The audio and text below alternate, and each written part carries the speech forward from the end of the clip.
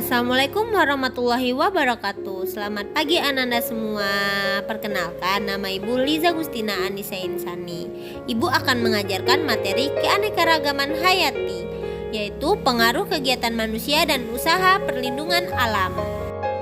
Nah, terlebih dahulu Ibu akan menyampaikan pengaruh kegiatan manusia terhadap keanekaragaman hayati. Dampak negatif yang dilakukan oleh manusia itu yang pertama, ladang berpindah. Selain memusnahkan berbagai jenis tumbuhan, juga dapat merusak struktur tanah. Keadaan ini mempersulit pemulihan keberadaan berbagai jenis tumbuhan.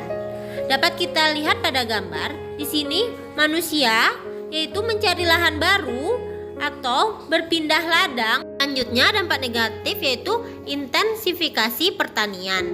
Di sini yaitu penumpukan penggunaan insektisida atau pestisida menggunakan bibit unggul dan pemasinasi pertanian. Di sini dapat lihat pada gambar, penggunaan pupuk atau pestisida yang berlebihan itu dapat mengakibatkan dampak negatif bagi tumbuhan ataupun hewan di sekitarnya. Erosi plasma nutfah. Di sini merupakan penemuan bibit tanaman atau hewan baru yang unggul mengakibatkan terdesaknya bibit lokal. Di sini dapat kita lihat pada gambar, yaitu bibit-bibit unggul besar dapat mendesak bentuk-bentuk lokal kita, yaitu ciri khas aslinya. Pemburuan liar dan penangkapan ikan dengan cara tidak tepat dan tanpa kenal batas dapat memusnahkan jenis-jenis hewan dan ikan. Di sini dapat kita lihat gajah. Gajah ini diakibatkan karena pemburuan liar, dan ikan hiu itu juga diakibatkan karena pemburuan liar dan diambil siripnya. Hal ini dapat menyebabkan terjadinya kepunahan pada hewan-hewan tersebut. Penyebab kerusakan hutan oleh kegiatan manusia seperti penebangan liar, ladang berpindah, pembukaan hutan ini sama artinya dengan merusak habitat berbagai jenis hewan, sehingga dapat menyebabkan kepunahan jenis-jenis hewan tersebut. Dapat kita lihat di sini hutan-hutan yang menggundul juga bisa menyebabkan erosi, hewan-hewan mati, hewan-hewan tidak mendapatkan makanan, dan dapat terjadi kepunahan di dalamnya. Industrialisasi. Selain mengurangi areal hutan, juga menyebabkan polusi yang berakibat berkurangnya jenis hewan dan tumbuhan. Dapat kita lihat pada gambar tersebut, asap-asap yang dikeluarkan dari pabrik industri itu berdampak banyak bagi hewan dan tumbuhan. Asap tersebut mengandung polusi yang mengakibatkan hewan dan tumbuhan punah atau rusak. Selanjutnya yaitu dampak positif kegiatan manusia pada keanekaragaman hayati. Yang pertama itu reboisasi. Di sini selain menambah jumlah jenis-jenis tumbuhan baru, juga memulihkan kawasan hutan yang mengalami kerusakan. Dapat kita lihat pada gambar di sini, manusia juga melakukan penanaman tumbuhan kembali atau penghijauan kembali agar hutan yang rusak dapat ditumbuhi lagi dengan tanaman-tanaman baru.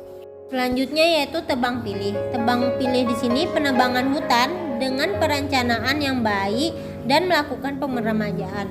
Dapat kita lihat di sini kegiatan penebangan pohon-pohon yang dinilai sudah tua dan cukup usia untuk ditebang. Usaha-usaha pelestarian alam dilakukan di dalam habitat asli secara in situ maupun di luar habitat asli secara ex situ. Usaha pelestarian alam secara in situ contohnya pelestarian komodo di Pulau Komodo. Usaha pelestarian secara ex situ misalnya pembuatan kebun koleksi, kebun plasma nutfah, kebun raya, kebun binatang. Selanjutnya kita masuk ke usaha perlindungan alam. Perlindungan alam umum.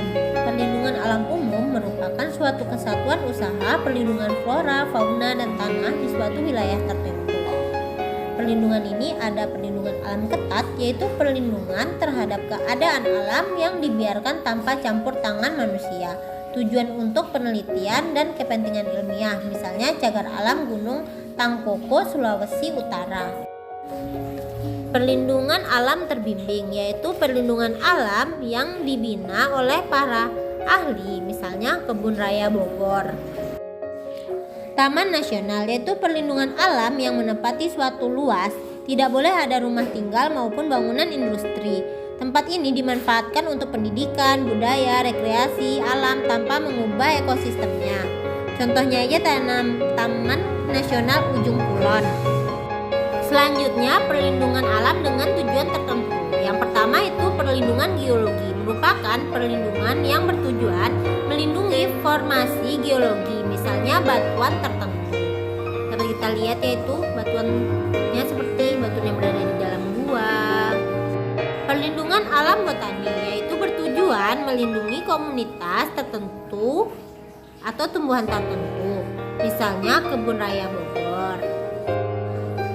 Selanjutnya perlindungan alam zoologi bertujuan melindungi hewan langka serta memperkembangbiakannya dengan cara memasukkan hewan tersebut ke daerah lain, misalnya Taman Ujung Kulon.